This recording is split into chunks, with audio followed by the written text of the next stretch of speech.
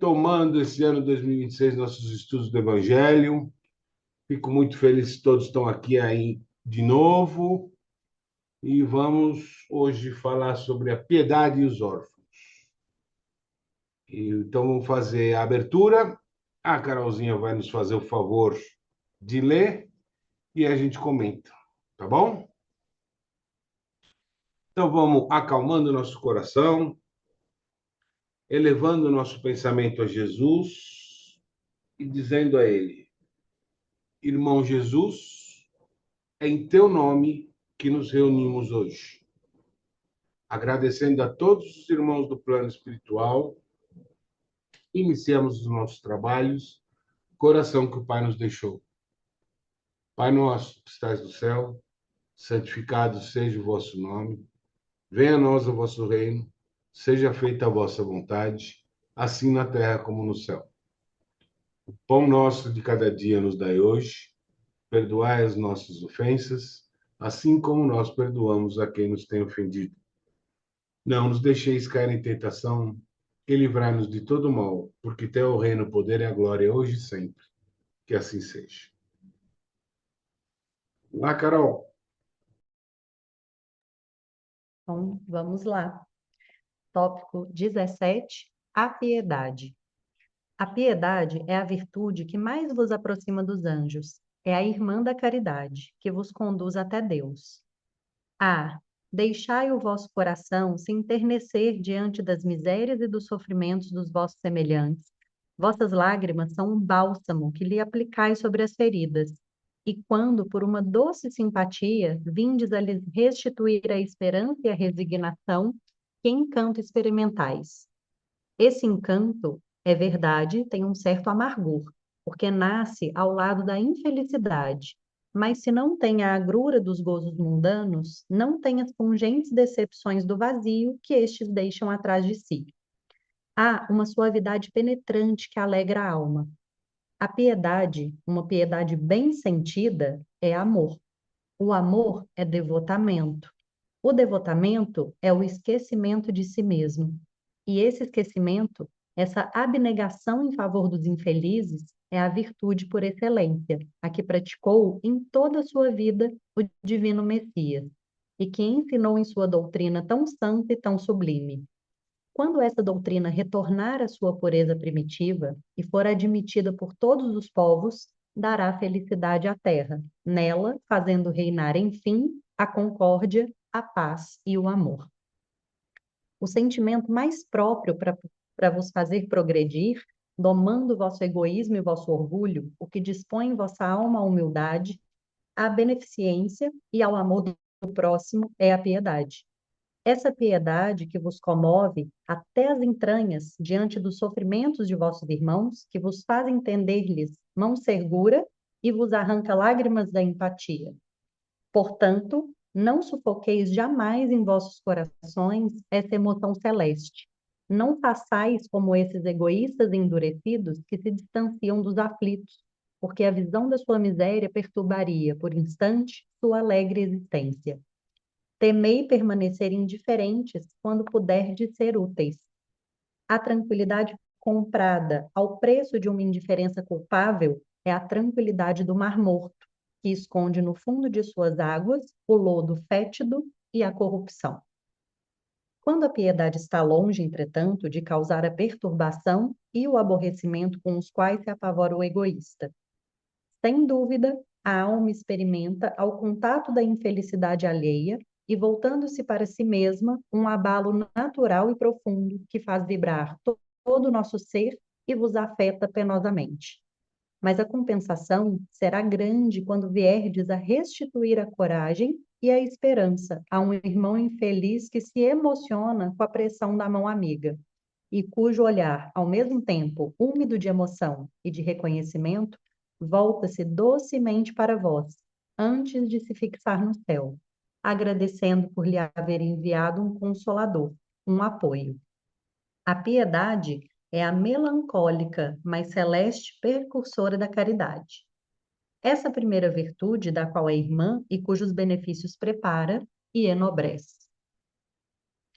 Agora vamos para o tópico 18, os órfãos. Meus irmãos, amai os órfãos. Se soubesseis quanto é triste ser só e abandonado, sobretudo na infância. Deus permite que haja órfãos para nos exortar a lhe servirmos de pais. Que divina caridade ajudar uma pobre criança abandonada, impedi-la de sofrer fome e frio, dirigir sua alma a fim de que não se perca no vício. Quem estende a mão à criança abandonada é agradável a Deus, porque compreende e pratica sua lei. Pensai também que, frequentemente, a criança que socorreis vos foi cara numa outra encarnação. E se pudesseis vos lembrar, não seria mais caridade, mas um dever. Assim, pois, meus amigos, todo ser sofredor é vosso irmão e tem direito à vossa caridade. Não essa caridade que fere o coração, não essa esmola que queima a mão que a recebe, porque vossos óbolos, frequentemente, são bem amargos.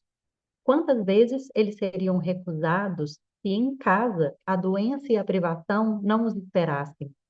Dai delicadamente, acrescentai ao benefício o mais precioso de todos os benefícios: uma palavra, uma carícia, um sorriso amigo. Evitai esse ar de proteção que fere de novo o coração que sangra e pensai que, fazendo bem, trabalhais para vós e para os vossos.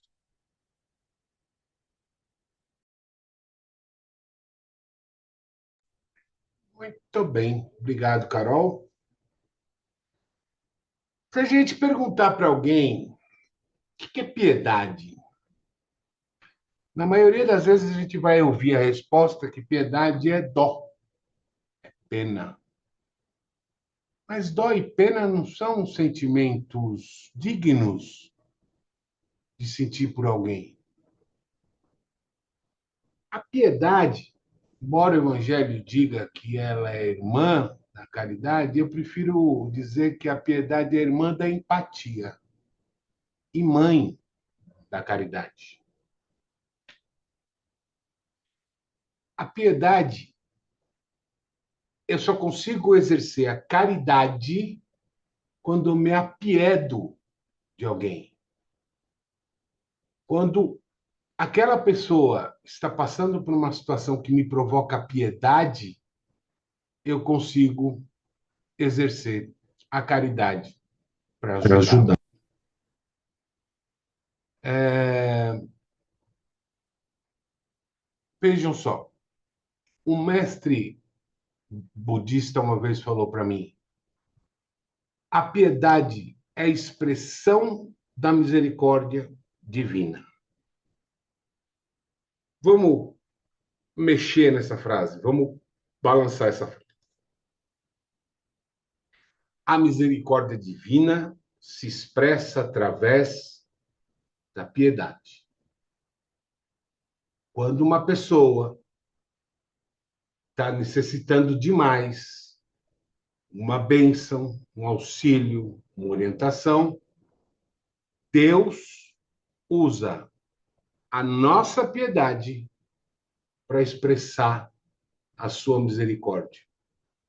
Então, Deus nos usa para que, através da nossa piedade, Ele expresse a misericórdia àquela alma que está sofrendo.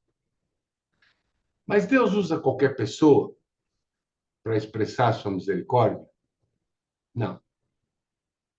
Deus vai usar aquela pessoa que sabe o que é a piedade, sabe o que é a caridade, sabe o que é a empatia e segue os preceitos dos ditames do Evangelho. Deus vai usar aquela pessoa que, quando eu vejo alguém numa situação de dor, eu vou julgar. Poxa, mas olha só o porte físico dessa pessoa, olha só a aparência dela. Ela poderia estar trabalhando, lavando prato, ela poderia estar limpando um chão, fica aí pedindo esmola. Ou olha a capacidade intelectual dessa pessoa, ela poderia estar fazendo milhares de outras coisas para o bem dos outros e não, eu não vou julgar. Eu vou entender que não importa por que razão aquela pessoa está naquela situação. mas aquela situação provoca dor para ela. E a minha piedade é com essa dor. E a minha caridade é buscar aliviar essa dor naquele momento, independentemente da razão que aquela pessoa se pôs naquela situação. E eu acho que não existe uma expressão mais gratificante do que ser o instrumento da misericórdia de Deus através da piedade. Deus põe aquele que necessita na minha frente, eu me apiedo, ele exerce a misericórdia e por caridade eu ajudo essa pessoa. Deus não se manifesta por ele, ele se manifesta por nós, porque nós convivemos com essas pessoas em dificuldade. E nós somos a ferramenta, nós somos o instrumento. Deus não aparece na nossa frente e fala, pô, tá bom, vai, já que você está aí, sem conseguir, eu vou te ajudar. Não. Ele usa a gente. Da mesma forma, os órfãos. A piedade deve ser exercida em cima dos órfãos porque eles não têm pai nem mãe. Não tem uma orientação. Não tem um caminho orientado, uma educação para seguir essa orientação. Mas será que, quando os espíritos deram essa mensagem, isso significava só fisicamente aquele que não tem pai e mãe? Será que a gente não pode pensar naquela pessoa que não tem o conhecimento que a ação que ela está fazendo é uma ação maléfica ou pode trazer mal para ela mesma? Será que ela não é órfã de conhecimento? Aquela pessoa que está num caminho errado, achando que é o melhor caminho que ele pode tomar, será que ele não é órfão da verdade? Será que a gente não pode ajudar esses órfãos também? Além daquele que está numa situação de miserabilidade, que eu vá atender, sem pai, sem mãe, mas também aquela menina que 14, 15 anos está seminua, dançando no TikTok, no telefone. Ou aquele menino com 25 anos está se excedendo no uso de drogas e álcool para satisfazer uma sociedade que cobra isso dele, o nosso sucesso provavelmente seja muito pouco, porque a sociedade é muito mais forte.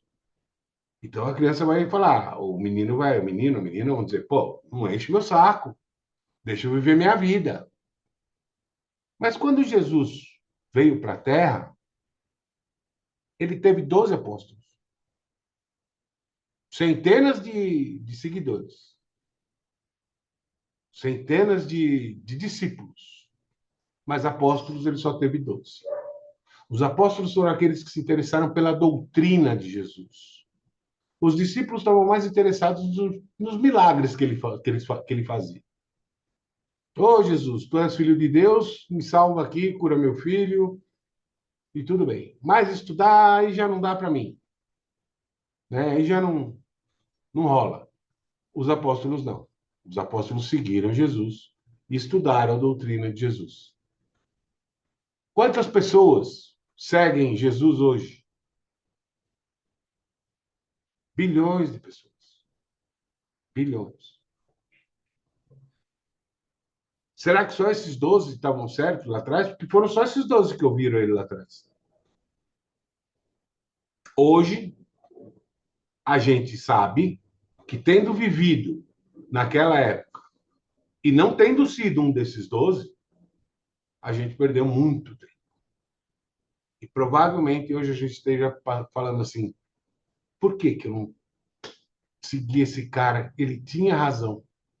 E eu agora estou aqui tendo que tenho que resgatar um monte de coisa para chegar no lugar que eu já poderia estar.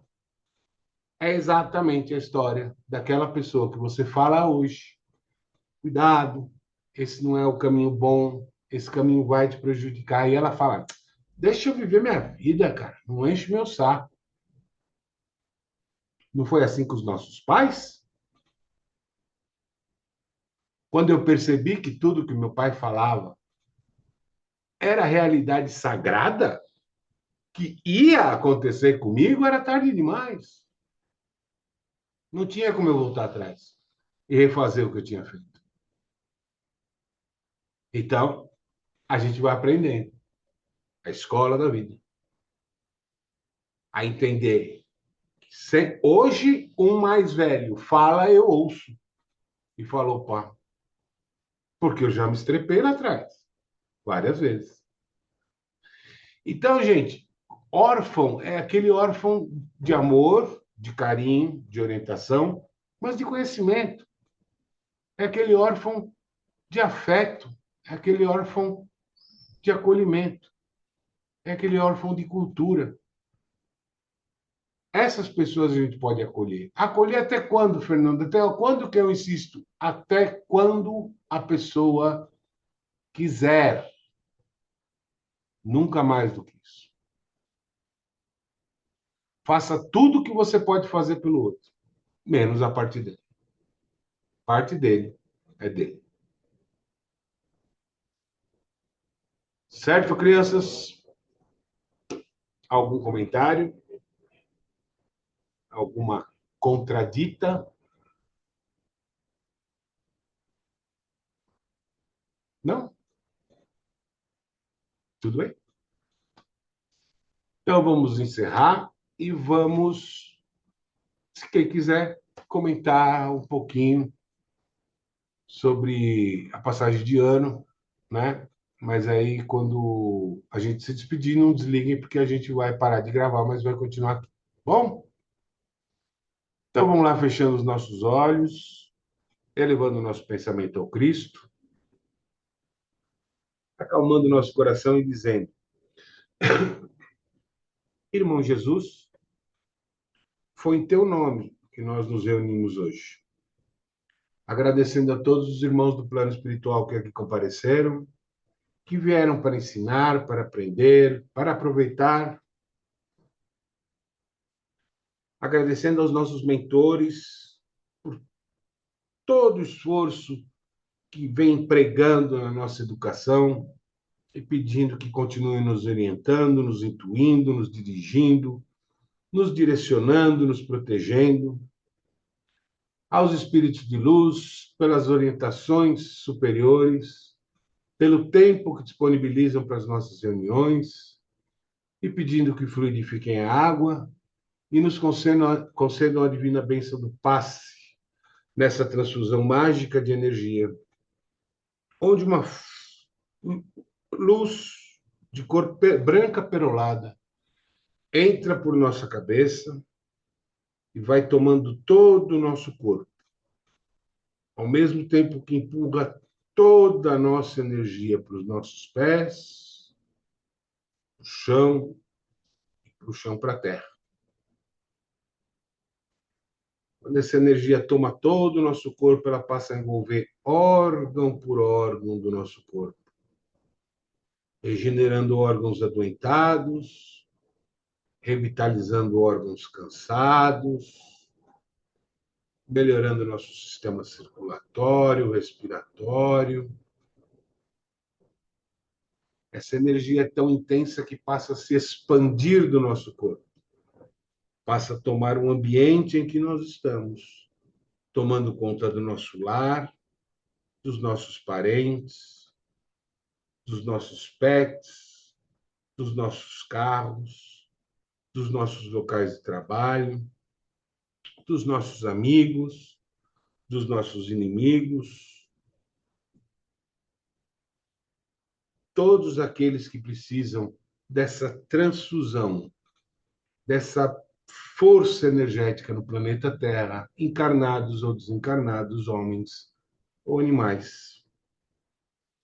E essa luz vai prosperando, se difundindo, se ampliando, até extravasar o planeta e se projetar no universo. E nessa imensidão de luz, de energia e brilho, Pai, nós dizemos: é em tuas mãos que entregamos os nossos corpos, os nossos espíritos, a nossa saúde e o nosso futuro. Pai, ilumina o nosso caminho e nos conduz por ele. Faz de nós o instrumento da tua palavra. Seja feita a tua vontade. Assim seja. Graças a Deus.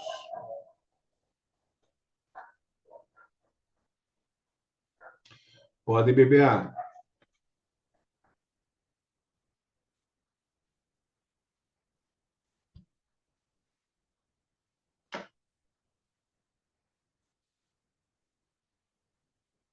Então, pessoal, até terça que vem. Fiquem todos com Deus, sempre na mais alta vibração. Beijo! Muita luz no caminho de todos vocês. Beijo, beijo.